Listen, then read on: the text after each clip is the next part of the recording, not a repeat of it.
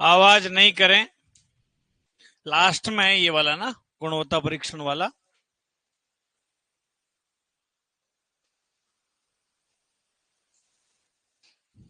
Milk में है ये वाला, पढ़ लेना आप, ठीक है। सबको मिल गए? सब राजी खुशी? चलो, रसगुल्ले नहीं मिले? क्यों झूठ बोल रहे, 2 बार तो खा लिया आप। चबूतरे का परीक्षण, अरे गुणवत्ता परीक्षण हो गया था। दूध फैक्ट्री में संसाधित करने से पूर्व दूध की शुद्धता एवं ताजेपन की जांच के लिए कुछ परीक्षण किए जाते हैं, जिन्हें चबूतरे का परीक्षण बोलते हैं। ज्ञानेंद्रिय परीक्षण, सुवास सूंघ कर दूध का पता लगा लेते हैं सर। स्वाद चख कर, और देख कर कैसे रे? देख कर कैसे? देख कर कैसे भाई? वो तो यूं तो अफीम चेक करते होंगे। अरे ढलान में यूं रखते हैं बूंद को, बूंद नीचे चली जाएगी, टर पीछे कुछ छोड़ेगी, पीछे कुछ छोड़ देगी तो समझ जाएंगे सर ओरिजिनल है ये, है ना। एक आता है, देखो पिछली बार था ये क्लॉट ऑन बॉइलिंग टेस्ट। तो क्या है, ये मिलान करना होता है दूध में सर अम्लता एवं खीस का पता लगाने। दूध में अम्लता 0.14 से 0.16। दूध को घोलने या मिलाने का यंत्र मिल्क प्लंजर। अम्लता परीक्षण, देखो दूध में अम्लता 2 प्रकार की होती है सर, एक प्राकृतिक और एक विकसित। प्राकृतिक अम्लता किस कारकों के कारण? CO2, albumin, casein, citrate, phosphorus के कारण होती। विकसित अम्लता देखो, दूध को कुछ समय तक रखने कर उसमें उपस्थित जीवाणु दुग्धम पर क्रिया करके उसे दुग्धाम्ल में प्रयुक्त कर देते हैं, इसके कारण दूध में अम्लता बढ़ जाती है। विकसित अम्लता कितनी? 0.32।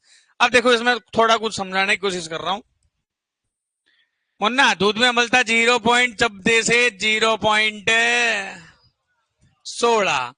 देखो अम्लता के लिए क्या होता है, कौन सा सार काम में लेते हैं सर? अभी नहीं मिले ऑनलाइन वालों को? अरे ऑनलाइन वालों को जो है अभी अपलोड हो जाएगा। भरतपुर का है कोई? ऑनलाइन वालों को, वालों को बोलते हैं बालों को। भरतपुर वाले कौन है? भैया बेटा तो जाना भाई, आप बोलते ना ऐसे, बालों, बालों को। वो है कहाँ धौलप्रिय भाई, रहा ना ये, ठीक है। अरे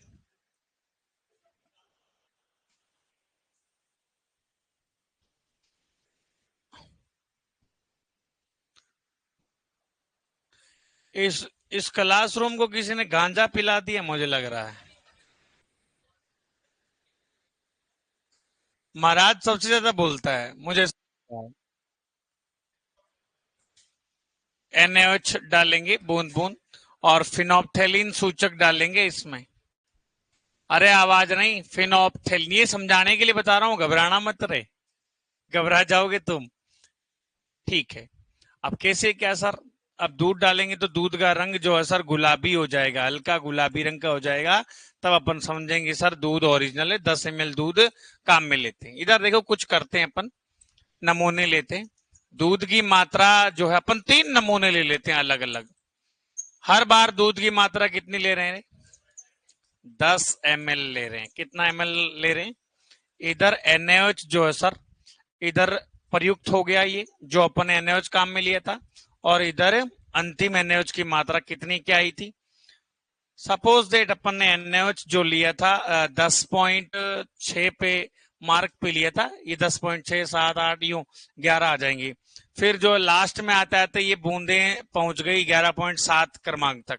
फिर एक नमूना अपन ने 11.7 लिया तो फिर वो 13.3 तक आ गया। फिर अपन ने 13.3 तक नमूना लिया तो वो टप टप टप टप बूंद बूंद करके 14.9 से आ गया। अब ये लास्ट NaOH कैसे निकालोगे रे? तो अंतिम NaOH से प्रयुक्त NaOH 11.7 से 10.6 निकाला, 1.7 बचा। 13.3 से 11.7, 1.6, 13.3 से 14.9 से 13.3 निकाले 1.6। तो इसका फॉर्मूला आता है NaOH इंटू 0.01 अपॉन दूध की मात्रा इंटू 100, ये फॉर्मूला है बेटा। तो NaOH कितना है रे? NaOH जो है एक अपन ले लेते हैं सर 1 पॉइंट, और भाई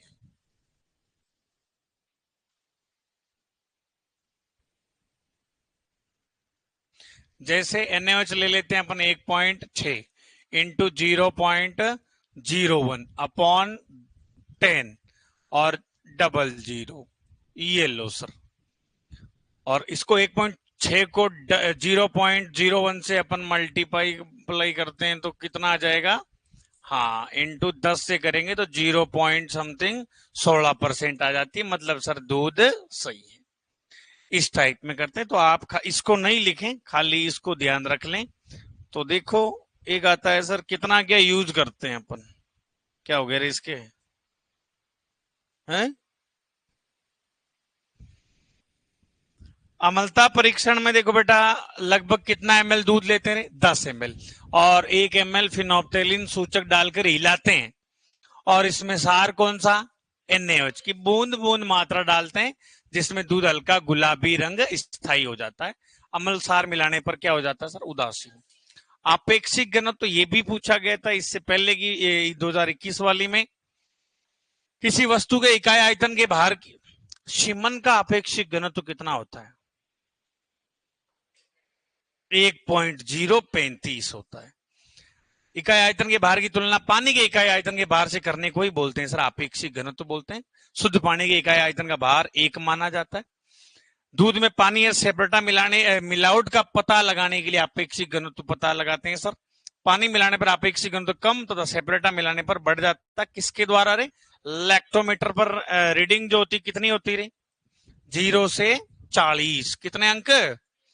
0 से 40 वाला। लैक्टोमीटर एक प्रकार का हाइड्रोमीटर होता है जिसमें 0 से 40 अंक तक ऊपर से नीचे की तरफ निशान बने होते हैं।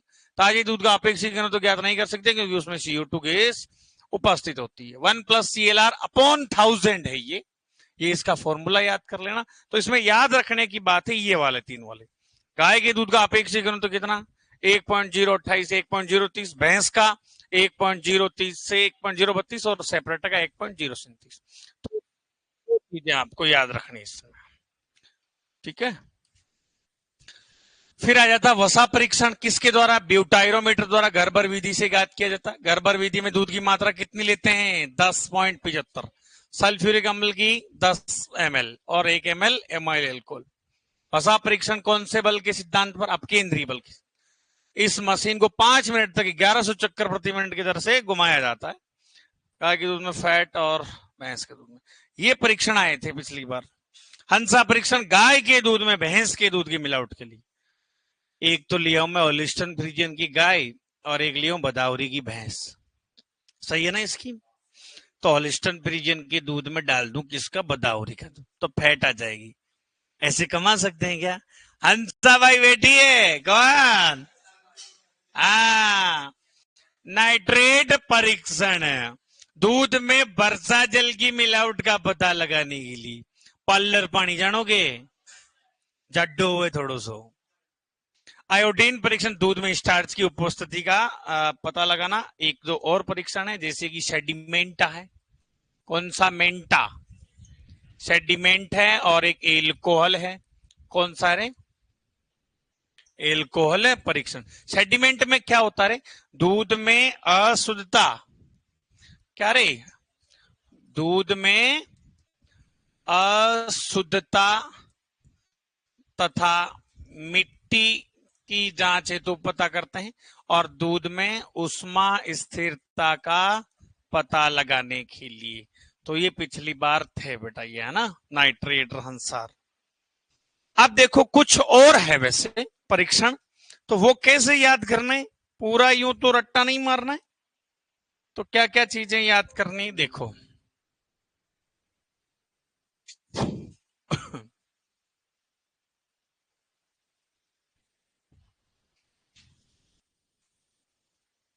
चिंटू,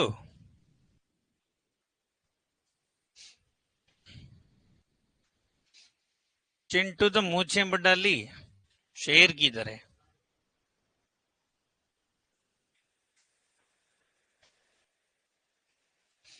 देखो ये वाला, आवाज नहीं करें।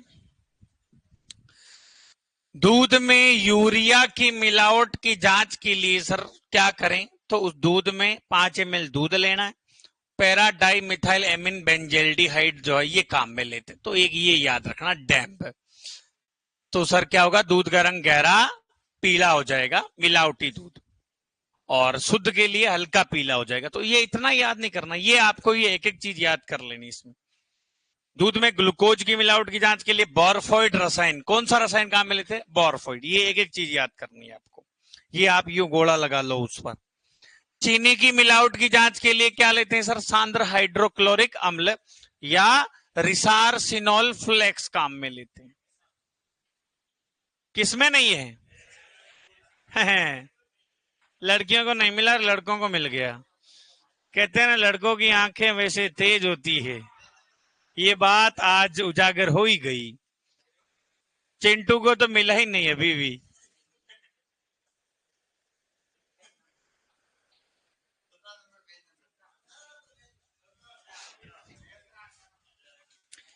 सोडे की जांच के लिए इथाइल एल्कोहल और रोजेलिक एसिड।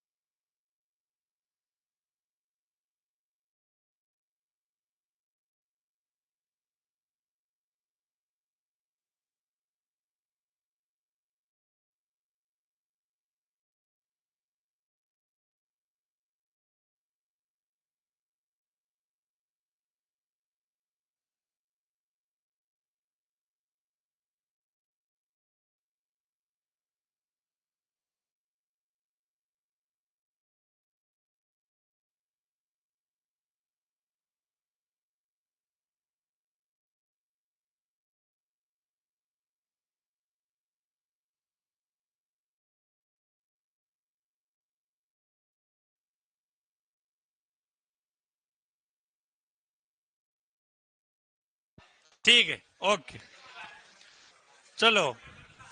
अरे सुनो, ठीक, चलो। अरे दूध में फॉर्मेलिन मिलावट का फेरिक क्लोराइड या सांद्र सल्फ्यूरिक अम्ल, क्या रे? हाँ, ये दोनों सर मिलाते हैं। वनस्पति तेल हाइड्रोक्लोरिक अम्ल या चीनी मिला देंगे सर, और कृत्रिम दूध में ब्रोमोक्रिसोल प्रपल, ये डबल स्टार लगा रहा हूं मैं ना। और दूध में स्टार्च मिलावट की जांच के लिए आयोडीन विलियन काम में लेते। तो आप एक मिनट चलो 1 मिनट मिलाओ, 1 मिनट दूध में ये वाला लिखो, मिला हुआ ये लिखा हुआ है ग्लूकोज बोरफोइड रसायन और फॉस्फोमोलिब्लिक अम्ल, ये मत भी लिखो, कोई जरूरी नहीं है। चीनी में हाइड्रोक्लोरिक और रिसार्सिनोल फ्लेक्स दोनों है। सोडे की जांच के लिए इथाइल एल्कोहल रोजेलिक एसिड। हाँ तो ये भी लिख लो, इथाइल एल्कोहल भी लिख लो, इथाइल एल्कोहल भी लिख लो। सर जी वॉल्यूम नहीं आ रही, वॉल्यूम आ गई ना।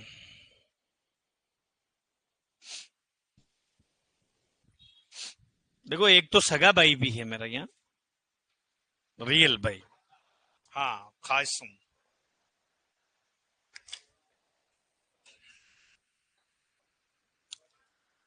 अरे ऐसे यूं काम आते रहे, समझ गए क्या? क्योंकि अपन मुंह उठा के चले गई हूं। पर ये सही बात है कि हेलमेट जरूरी होता है। क्यों किसी से बात करानी, टोपा ही तो लगाना है खोपड़े पर। यूं देखो, आदमी जब ये हेलमेट रहता है ना, कॉन्फिडेंस ज्यादा चौराहे पर यूं। हाँ जी सर नमस्ते। क्यों भाई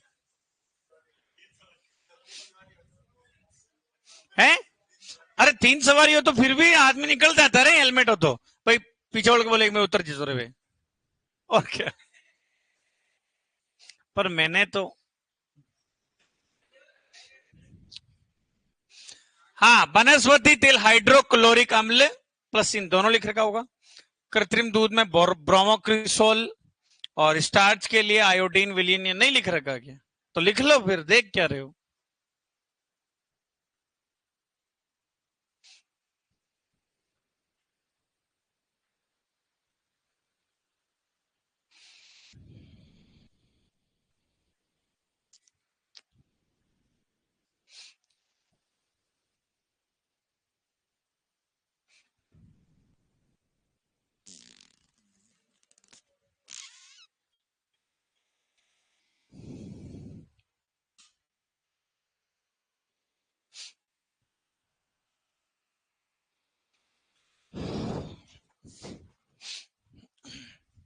ऑनलाइन वाले आपके जो है अपलोड कर दिए जाएंगे, अभी मैं बोल दूंगा तो अपलोड कर देंगे वो, ठीक है ना? ओके।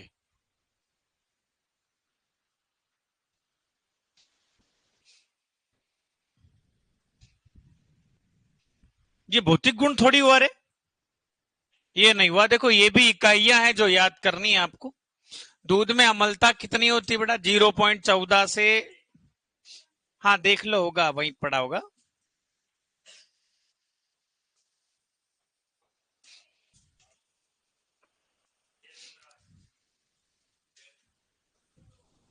आठ पेज नंबर और लिखे भाई ने।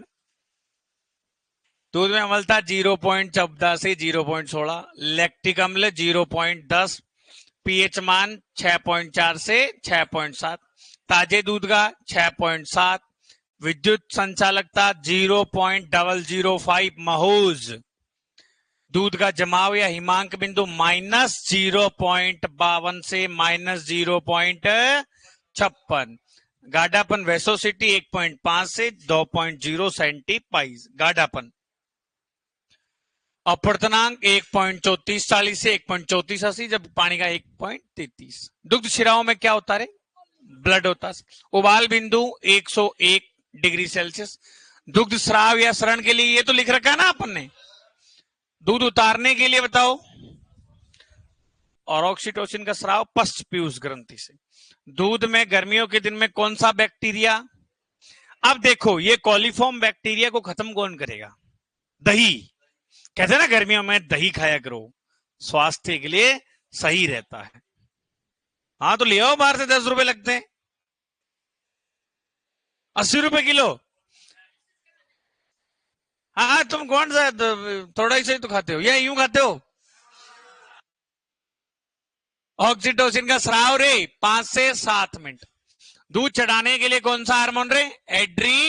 नलिन। यह एक नाम लिख रखा है एपिनेफ्रिन, मैंने आपको लिखाया था क्या? एपिनेफ्रिन तो लिखवा रखा है।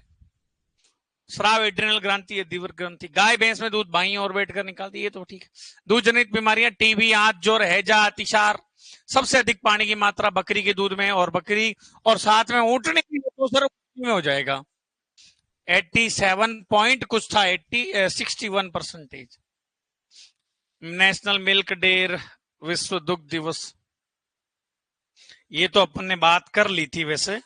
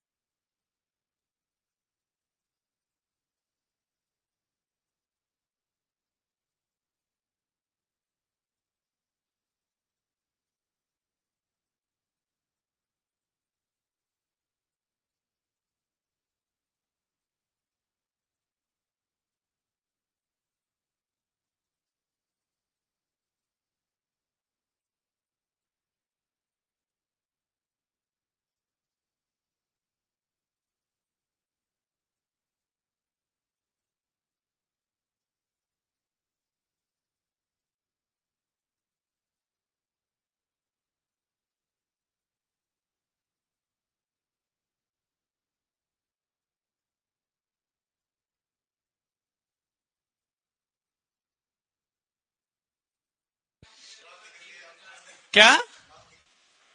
नहीं नहीं, अरे ये तो भाई ये तो करना ही पड़ता है, थोड़ा खर्चा पानी तो।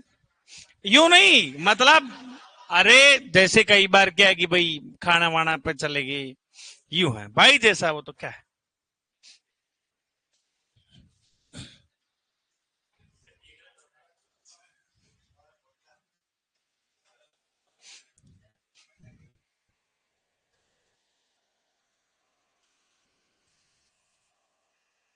मित्रों, आवाज नीचे। चलो, तो ये था आपका, और भी कुछ होगा तो बातें कर लेंगे।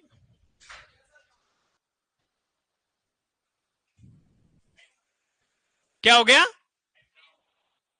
नहीं हुआ सर, मैं तो यही हूं, मैं कहां जा रहा हूं।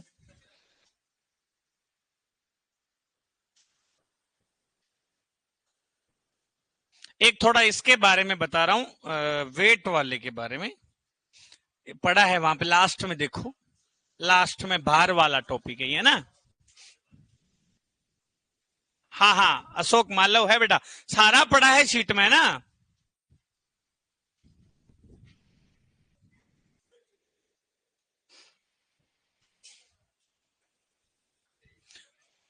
सुनो, उसमें दो चार बातें एक्स्ट्रा भी लिख रखी है ना, जो सूत्र है ना वही याद करने हैं आपको।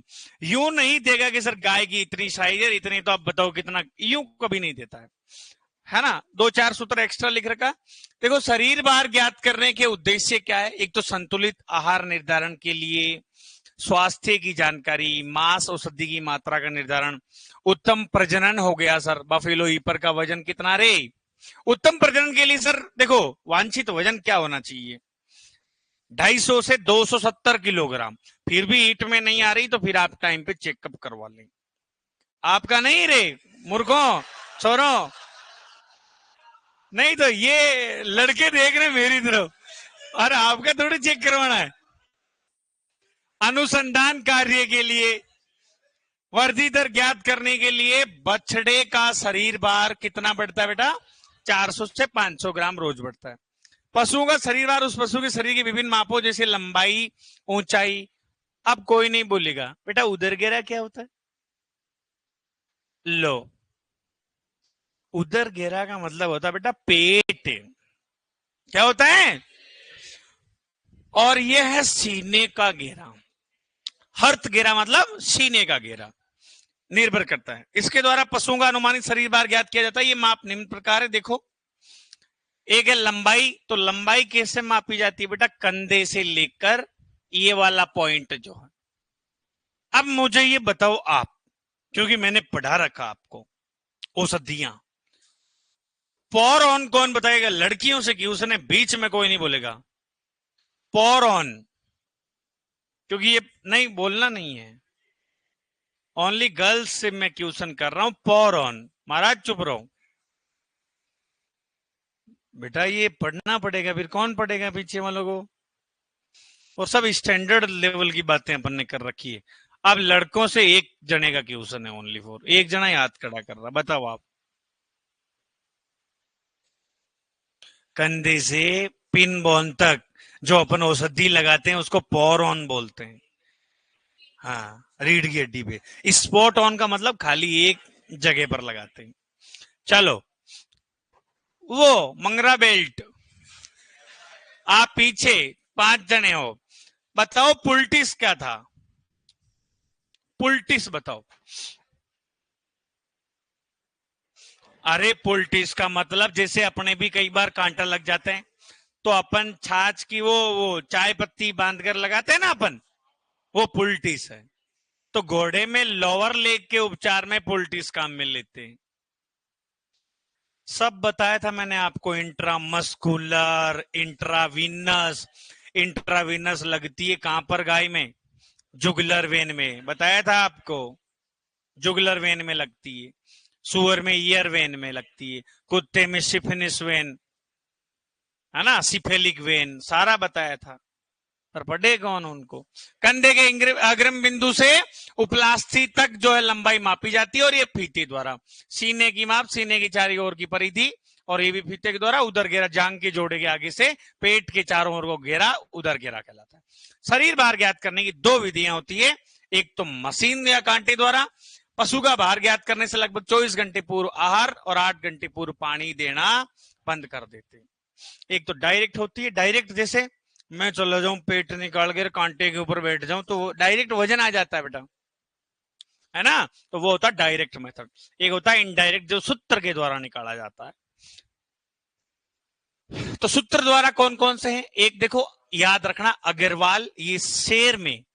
तो गंगानगर का कोई है क्या यहाँ पे? कोई हनुमानगढ़ का है क्या कोई? सोनू, सोनू तुम्हारे किलोग्राम थोड़ी होता है, शेर होता होगा। क्या होता है? अरे एक शेर होता ना, एक शेर दे दो, 2 शेर दे दो, ये भी होता है। तो एक शेर के अंदर, अरे सुनो, ये एक शेर या शीर के अंदर कितना? 0.93 किलोग्राम। कितना होता है? या मैं इसको 930 ग्राम बोल सकता हूं, या 930 ग्राम बोल सकता हूं मैं। तो अग्रवाल फॉर्मूला किस में मापा जाता है बेटा? शेर में मापा जाता है। मलिक फॉर्मूला भैंस के लिए है। किसके लिए है?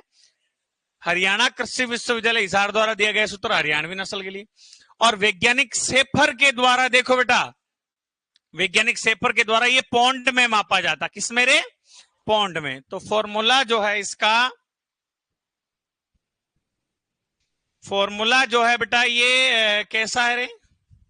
अच्छा ही होगा सर।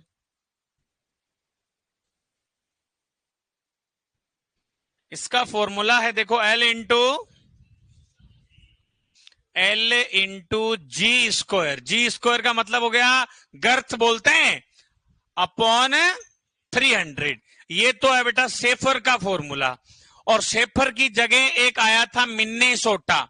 कौन सा फॉर्मूला रे? मिन्नेसोटा। मिन्नेसोटा इसलिए आया क्योंकि वो सेफर वाला क्या है कि भैया बड़े जानवरों में ढंग से निकाल नहीं पाया, तो इसलिए L इंटू जी स्क्वायर अपॉन 600। कितना रे? तो ये याद रख लेना, कोई आउट ऑफ कोई पूछ भी ले तो। मिन्नेसोटा, मिन्नेसोटा, ये तो आप रहने ही देना। और ये छोटी सी जानकारी है कि सर शेफर का जो है पौंड में कितने क्या है, ये थोड़ा ध्यान रख लेना, है ना। ये मिन्नेसोटा ऊपर लिखा हुआ। एक और था बेटा, भंडारी फॉर्मूला है क्या? आपने लिख रखा है क्या? अरे लिख रखा है अंदर, देखो। एक पौंड में लगभग कितने किलोग्राम होते हैं बेटा? 0.454 किलोग्राम, यानी 454 ग्राम होते हैं। 1 किलोग्राम में कितने पौंड होते रहे? 2.205 पौंड होते हैं सर। ये नहीं लिख रखा? फिर भंडारी जी नहीं लिख रहे क्या? हाँ, तो एक और है ना, भंडारी फॉर्मूला भी लिख सकते हो। मिन्नेसोटा हो गया, एक नीचे भंडारी फॉर्मूला लिख सकते हो। भंडारी जी, भंडारी जी नहीं लिखा यार, ये तो L/G/Y। ये ऐसा नहीं लिख रखा L/G/Y।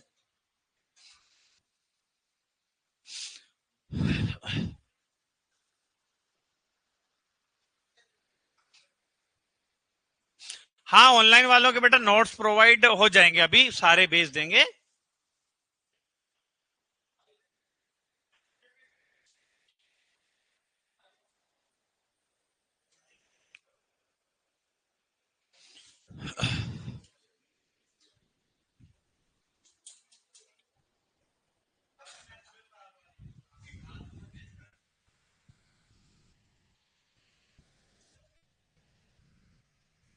एक देखो पीछे नोट लगा रखा होगा एक और। हाँ, एक आप डिजीज में इसको लिख लेना, बम्बल फुट।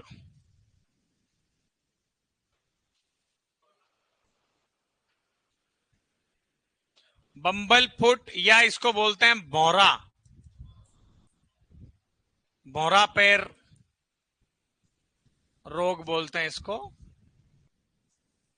या इसको बोलते हैं पोडोडर्मेटाइटिस।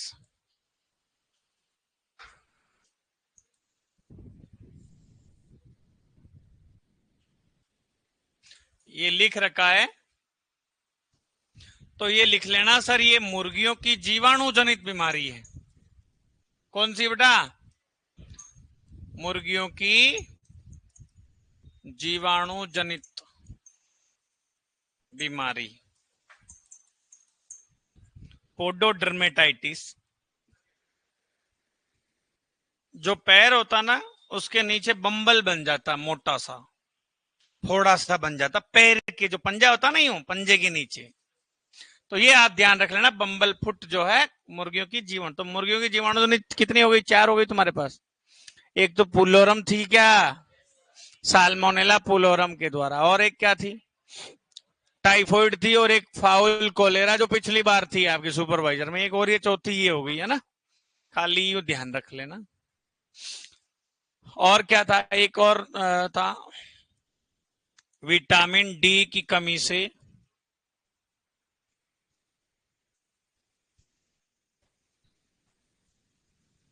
चूजों की वर्दी सिकुड़ जाती है।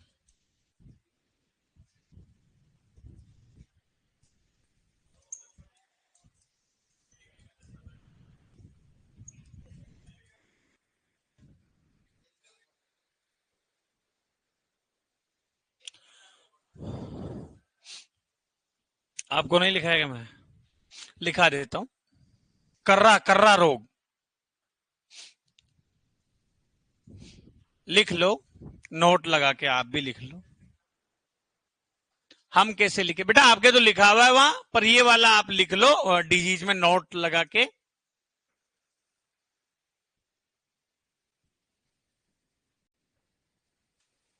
कर्रा रोग, ये अभी ट्रेंडिंग में चल रहा है बेटा। उधर पश्चिमी राजस्थान जो है ना, वहां पे कर्रा रोग, या इसको बोलते हैं बेटा बॉटुलिज्म। ये किसके द्वारा होता रे? ये फैलता है बेटा क्लोस्ट्रीडियम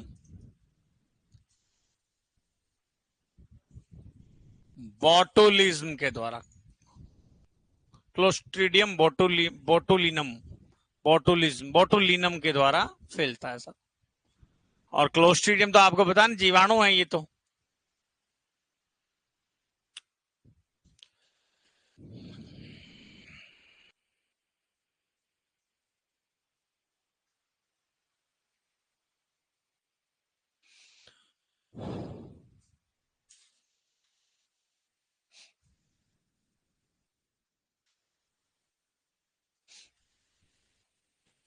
और कर्रा रोग मतलब, इसका मतलब क्या होता है?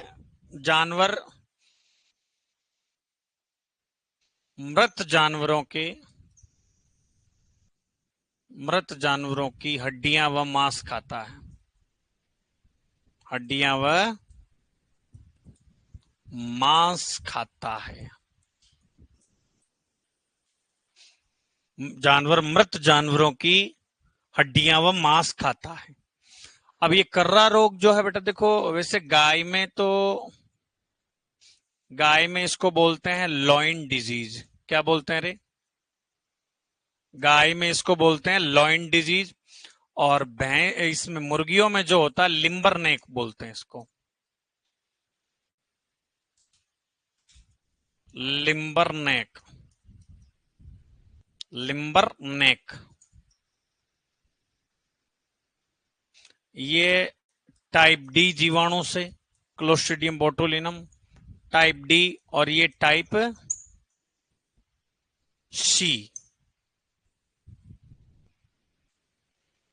प्रजाति है इसकी। हाँ बेटा ऋतिक, अभी अपलोड हो जाएंगे शाम को। शाम को अपलोड हो जाएंगे।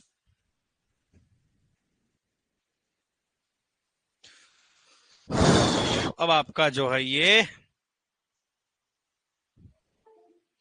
और बोलो, जानवरों को चिन्हित करने की विधियां हो गई थी ना? है बेटा?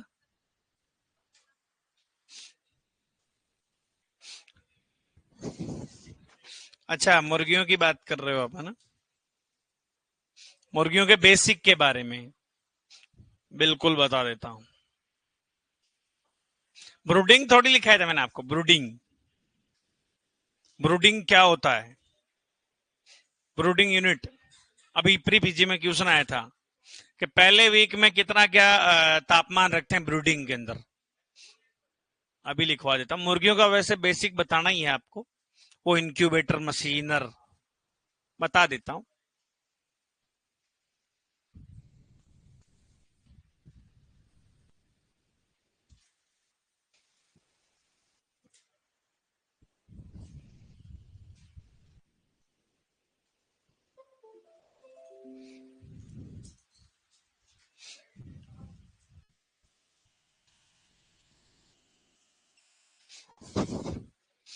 वो कॉमर्शियल तो आपको लिखवा दी थी। कॉमर्शियल,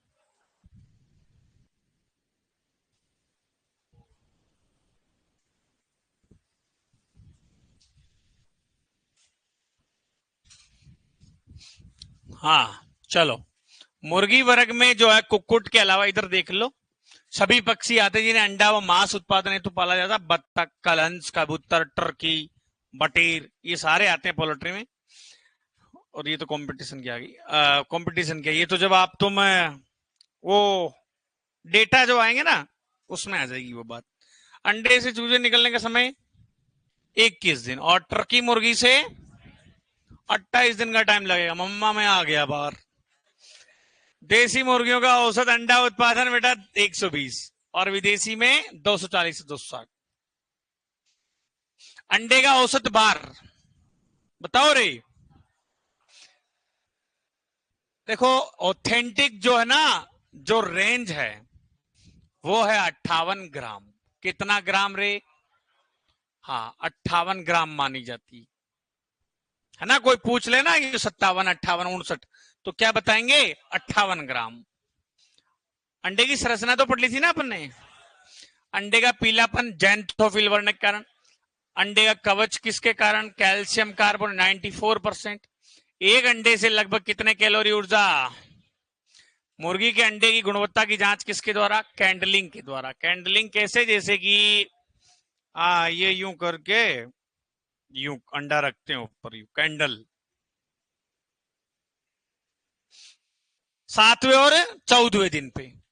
मुर्गी में अंडे सेने का उपयुक्त समय फरवरी मार्च। मुर्गी के मांस के सफेद चिकन किसके कारण रही? अंडे देने वाली मुर्गियां लेयर्स, ब्रॉयलर, ये अपन ने चर्चा कर रही। मुर्गों को बधियाकृत करना कैपोनाइजेशन। देखो मुर्गे में बधियाकरण इंजेक्शन के द्वारा डाई इथाइल स्टील बेस्टोल, याद है आपको? तो वो क्या बैन है वैसे आजकल, क्योंकि उससे जब कर रहे हैं तो कैंसर पैदा हो रहा है मनुष्यों में, डीईएस के द्वारा।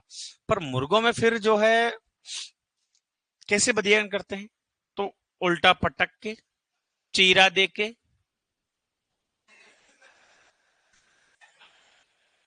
ऐसे बधियान करते हैं, मतलब वर्षण निकाल लिए जाते हैं। ये है ऑथेंटिकली बता रहा हूं।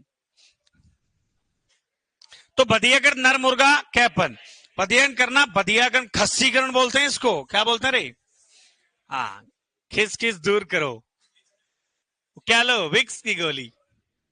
अंडे सेने कृत्रिम विधि, इंक्यूबेटर में एक साथ 3,000 अंडे से, बाकी नॉर्मल एक कुड़क मुर्गी बैठेगी उसके ऊपर अंडों के ऊपर, तो वो 8 से 10 ही अंडे कर सकती है।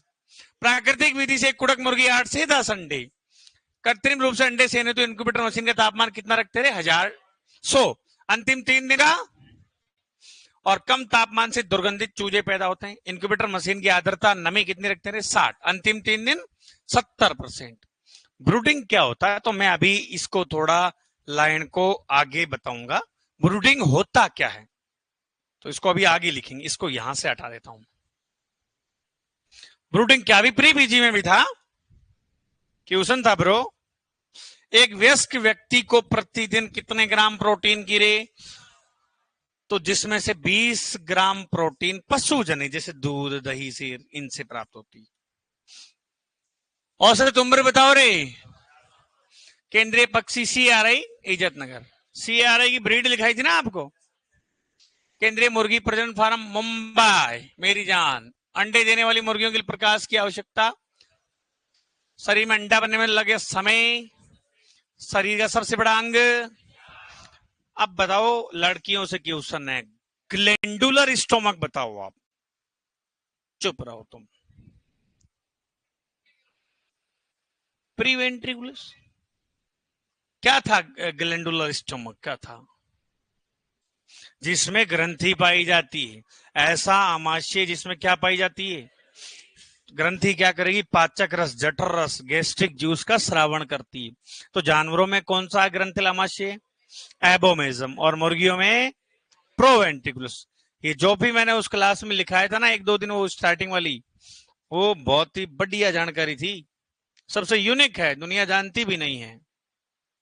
आगे बात समझ, बाकी सब चीजें क्या कॉमन चलती है, सब पढ़ते हैं। समझ गए क्या? वो डिजीज जो भी लिखवाए थे आपको। अंडे से चूजे निकलने के 36 से 72 घंटे तक आहार देने की आवश्यकता नहीं होती। मुर्गी आहार में ये जितना भी है आप याद रख लेना, प्रोटीन वगैरह कितना होता है। पक्षियों का अध्ययन, आर्निथोलॉजी। चूजों या मुर्गियों में एक दूसरे को बात हो चुकी है, कैनाबॉलिज्म। अंडों के माध्यम से चूजों में फैलने वाली बीमारी, ल्यूकोसिस। मुर्गी घर की बिछावन लीटर कहलाती है, बिछावन। और मुर्गियों में विटामिन ए तरह से की पूर्ति के लिए हरा चारा, रिजका, बरसिम, पालक। बिछावन पर क्या क्या काम में लेते हैं रे? लकड़ी का बुरादा, भूसा, पत्तियां, मैग्नीज, ये अपन ने हो चुकी है। ये हो गई थी ना बातें। डिजीज, खनिज की कमी से, विटामिन कमी से, पैरोसिस विटामिन ई कमी से, क्रेजिचिक डिजीज जिंक की कमी से, पैराकीटोसिस। अंडों से चूजे प्राप्त करने के लिए मुर्गियों 10 मुर्गियों पे एक मुर्गा। खाने वाले अंडे अनिषेचित और शाकाहारी इनफर्टाइल, निषेचित जो होते हैं, फर्टाइल एक होते हैं चूजे प्राप्त करने वाले अंडे। प्रतापधन जो ब्रीड है सर, AICRP MPT उदयपुर द्वारा ग्रामीण मुर्गी पालकों की जरूरत पूरा करने के लिए दोहरे उद्देश्य वाली मुर्गी की नस्ल विकसित की गई। ब्रूडिंग, अब थोड़ा ब्रूडिंग लिखा देता हूं, आप लिखो खाली पेज में। ब्रूडिंग क्या था ये? प्लेसेंटा कितने घंटे में गिर जानी चाहिए रे? 8 घंटे में। प्लेसेंटा जो है बेटा पंकज जाखड़ 8 घंटे में। सर हो गया अपलोड, तो दोपहर में ही आ गए थे ये नोट्स, तो निशा देखो ना बेटा। ब्रूडिंग क्या होता है?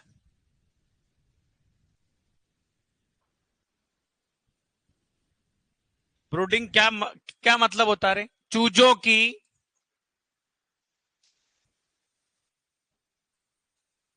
जन्म से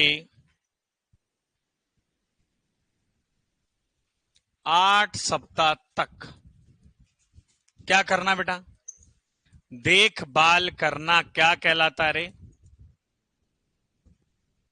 ब्रूडिंग कहलाता है। क्या कहलाता है रे? ब्रूडिंग कहलाता है। अब देखो मैं तापमान लिखा देता हूं आपको,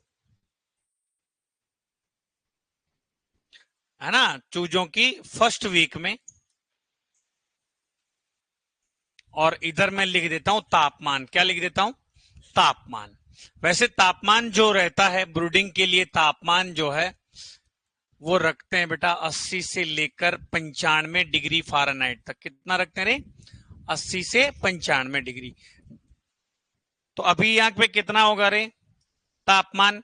95 डिग्री फ़ारेनहाइट। और इसको अभी अपन बात करें सर सेल्सियस में कितना रे? 35। तो ये वाला ऑप्शन था अभी प्री पीजी में कि सर ब्रूडिंग में फर्स्ट वीक के चूजे के लिए कितना तापमान रखते हैं? 35 डिग्री सेल्सियस। जैसे जैसे बढ़ता जाएगा वो सेकंड से फोर्थ वीक तक जो है सर, सेकंड वीक में रखेंगे 90 डिग्री फ़ारेनहाइट। थर्ड में कितना रखेंगे? 85 डिग्री फ़ारेनहाइट। और फोर्थ वीक में 80 डिग्री फ़ारेनहाइट। तो 90 के लिए 32 डिग्री, 85 के लिए लगभग 29 डिग्री, 80 के लिए लगभग 26 डिग्री सेल्सियस। और 5वें से लेके 8वें वीक तक जो है बेटा कितना टेम्परेचर रखेंगे? तो वो लगभग 80 डिग्री फ़ारेनहाइट। जैसे जैसे बड़ा होता जाएगा टेम्परेचर कम करते जाएंगे। ये होता ब्रूडिंग होता है बेटा।